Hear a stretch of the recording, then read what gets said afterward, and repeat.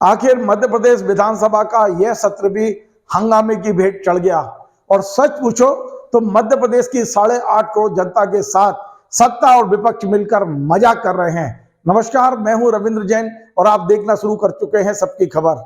आखिर मध्य प्रदेश में विधानसभा का गठन क्यों हुआ है, हमारा उद्देश्य क्या है, क्या वो उद्देश्य पूरा हो रहा है? मध्य प्रदेश विधानसभा मजाक बनकर रह गई है? मध्य प्रदेश विधानसभा का गठन जिन मुद्दों को लेकर हुआ है, जिन गंभीर चर्चाओं के लेकर हुआ है, क्या वाकई वो गंभीर चर्चा विधानसभा में हो रही है? क्या विधानसभा में जो कानून हम बना रहे हैं उस पर चर्चा हो रही है? क्या विधानसभा से जो हम बजट पारित कर रहे हैं उस बजट पर चर्चा हो रही है? आप ये जानकर आश्चर्यचकित रह जाएंगे, पिछले 3 वर्षों में मध्य प्रदेश में जितने भी कानून बने हैं या जितने भी कानून संशोधित हुए हैं, एक भी कानून पर आज तक 1 मिनट की चर्चा विधानसभा में नहीं हुई है। विधानसभा के जितने सत्र होते हैं सब में केवल हंगामा हंगामा हंगामा। आखिर मध्य प्रदेश विधानसभा पर करोड़ों रुपया क्यों खर्च किए जा रहे हैं? सत्ता और विपक्ष मिलकर जनता के साथ ये मजाक क्यों कर रहे हैं? आप जानते हैं कि एक दिन के सत्र की कार्रवाई का 40 लाख के आसपास खर्चा होता है। आप जानते हैं कि मध्य प्रदेश विधानसभा का जो गठन हुआ है वो इसके लिए किया गया है कि वहां बैठकर मध्य प्रदेश की जनता की समस्याओं पर गंभीरता से विचार किया जाए, मध्य प्रदेश के विकास की बात की जाए, मध्य प्रदेश में जो कानून बन रहे हैं उन पर सत्ता पक्ष और विपक्ष मिलकर डिस्कशन करें, उस पर विचार करें कि वो कानून जनता के हैं या नहीं। मध्य प्रदेश में जो करोड़ों रुपए के बजट पारित होते हैं उस बजट पर चर्चा की जाए कि बजट में हमें कहां उपयोगी है और कहां अनुपयोगी है। लेकिन आप देखिए 3 साल 2020 के बाद मध्य प्रदेश विधानसभा के रिकॉर्ड को उठा के देख लीजिए, एक भी कानून पर आज तक कोई डिस्कशन नहीं हुआ है।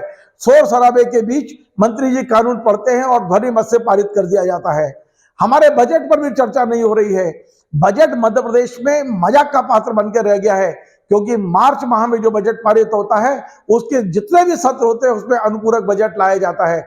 आखिर मध्य प्रदेश में अनुपूरक बजट की आवश्यकता क्यों पड़ती है?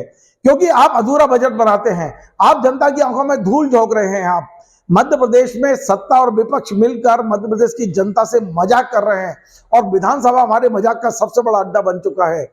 ये वाला जो सत्र था, जो पावर सत्र था, ये 11 तारीख से 15 तारीख तक होना था, लेकिन 11 तारीख को जब विपक्ष ने कहा कि वो चाहते हैं कि सिद्धि के पेशाब कांड पर चर्चा की जाए और हंगामा होता रहा और जो प्लानिंग थी, ऐसा लगता है कि सुनियोजित तरीके से विधानसभा स्पीकर ने ये जो सत्र है उसको कल तक के लिए यानी आज तक के लिए स्थगित कर दिया और आज सुबह सत्र हुआ। प्रश्नकाल, आप सोचिए 25 प्रश्नों पर चर्चा होना चाहिए, लेकिन पूरे 1 घंटे तक भाषणबाजी और फालतू की बात होती रही। 1 घंटे की चर्चा में मात्र 4 सवालों के जवाब आए, मात्र 4 सवालों के जवाब आए। और जब शून्यकाल हुआ तो विपक्ष पहुंच गया कि वो चाहता है कि जो उज्जैन के महाकाल में मूर्तियां गिरी हैं, वहां जो भ्रष्टाचार हुआ उस पर चर्चा की जाए। आखिर सरकार चर्चा के लिए तैयार क्यों नहीं थी? और आज की जो कार्यसूची थी विधानसभा की, उस कार्यसूची में कहीं नहीं लिखा था कि आज अनुपूरक बजट आएगा। लेकिन ये अनुपूरक कार्यसूची कहां से आई, ये पुनरीक्षित कार्यसूची कहां से आई? और अचानक शोरगुल के बीच में मध्य प्रदेश के 11 नियमों को बदल दिया गया। शोर शराबे के बीच मंत्रियों ने प्रस्ताव रखा, ध्वनि मत से हमारे 11 अधिनियम पारित कर दिए गए। हमारे जो बजट है लगभग 26,000 करोड़ का बजट पारित कर दिया गया और किसी को पता भी नहीं चला। मीडिया गैलरी में जो पत्रकार बैठे थे उन तक आवाज नहीं आ रही थी कि विधानसभा में मंत्री क्या बोल रहे हैं और प्रतिपक्ष के लोग क्या बोल रहे हैं। प्रतिपक्ष हंगामा करता रहा, धरना देता रहा और मंत्री जो बोल रहे थे उसकी आवाज कहीं सुनाई नहीं दे रही थी और तमाम सारे यानी कि 11 नियम बदल दिए गए मध्य प्रदेश के। आप देखिए किस तरह से मध्य प्रदेश विधानसभा चल रही है, किस तरह से हमारा लोकतंत्र चल रहा है, किस तरह से हमारी जेब का पैसा खर्च किया जा रहा है। आखिर इन विधायकों को हम 2 लाख रुपए महीने देते हैं, इन विधायकों को हम डीए दे रहे हैं, इन विधायकों की जो सुविधाएं उनको देखिए आप। और ये विधायक जब सदन में आते हैं तो जनता की बात छोड़िए, केवल शोर शराबा, सिर्फ हंगामा करना।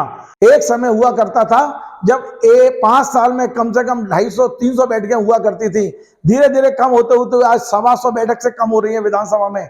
यानी 5 साल की सरकार में 100 से कम दिन विधानसभा चलाई जा रही है। विधानसभा हमारी कहीं ना कहीं अपना प्रभाव खोती चली जा रही है। विधानसभा में जिम्मेदार मंत्री भी जवाब सही देने के बजाय जो अधिकारी पर्ची पे लिख के देते हैं वो देते हैं। अध्ययन की कमी आ गई है।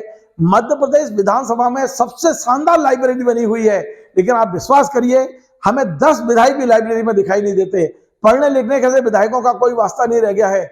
विधायक नेतागिरी करते हैं, विधायक हमारे जेब का, हमारे टैक्स का पैसा लेते हैं और जब सदन में आते हैं तो सिर्फ हंगामा करना, सिर्फ कोई सार्थक चर्चा विधानसभा में नहीं हो रही है, जन हितैषी मुद्दों पर चर्चा नहीं हो रही है, भ्रष्टाचार के मुद्दों पर चर्चा नहीं हो रही है। यदि विपक्ष चाहता है कि भ्रष्टाचार के मुद्दे पर चर्चा की जाए तो सत्ता पक्ष तैयार नहीं है। सत्ता पक्ष चाहता है कि बजट पर चर्चा हो तो विपक्ष हंगामा करने लगता है। आखिर मध्य प्रदेश विधानसभा में सर्वदलीय बैठक क्यों होती है?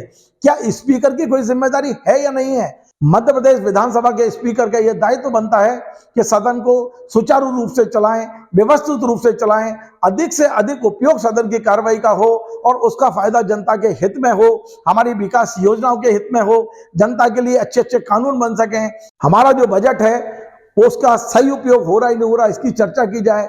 लेकिन वास्तव में मध्य प्रदेश विधानसभा इस समय अखाड़ा बन चुका है, कबड्डी का मैदान बन चुका है, कोई सार्थक चर्चा करने को तैयार नहीं है।